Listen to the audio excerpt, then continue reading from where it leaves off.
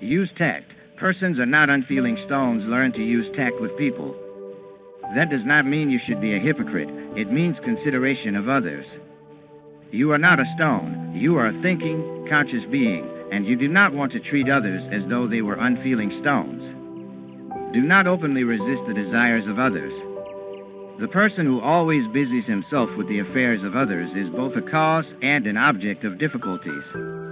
If a person can take it, and if it will do some good, then speak out. But sometimes the recipient does not like it and will defiantly do exactly what you don't want him to do.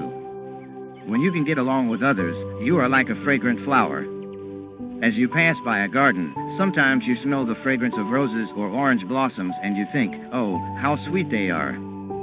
That is how great souls are. When you come into their company, the perfume of their lives touches you. It is a fragrance that uplifts your soul. But when you are around a foul odor, you do not like to remain there. When someone has a malodorous temperament of anger and quarrelsomeness, you don't want to be around that person. Those who are always inharmonious are of that type. They are like human skunks exuding an obnoxious odor. In a religious organization, two classes of people are clearly distinguishable: those who are trying to change themselves for the better, and those who are quarrelsome and start trouble by trying to change everybody but themselves. The latter seem to take pleasure in trying to make others uncomfortable. I remember in the early days in Boston, we were planning a banquet. Two middle-aged ladies were real crackerjacks and gossiping. Unsuspectingly, I had given them charge of the banquet. But someone said to me, beware of these two. They have caused much trouble for other teachers. That put me on guard to watch their behavior. As banquet arrangements proceeded, my secretary put place cards on the head table designating certain persons to sit there. These two ladies started fireworks. Why should these persons be on the platform and not us? To restore peace, these guests were seated down at the other tables. One day, these two ladies started disrupting organizational plans of the center.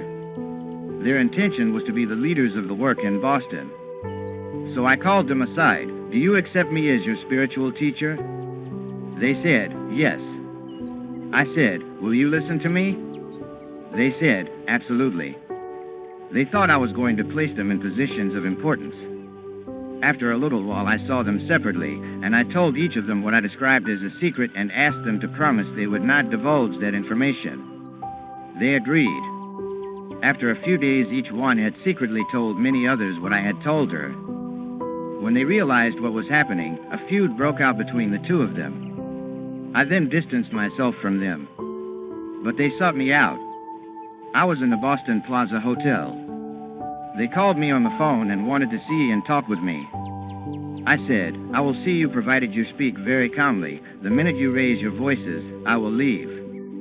When I came down to the lobby, they were trying hard to control themselves. They said, what is the idea of telling the secret to each of us? I answered, to show you that you cannot be trusted, that you are disloyal, and that you love to fight and to gossip. By this means, I have convinced you about your wrong behavior. I told you something that was of no importance, just to see if you were capable of keeping a confidence or if you would give in to your habit of stirring up trouble with your gossiping. The fault did not lie in the teachers who have come to this town and whom you have criticized so freely.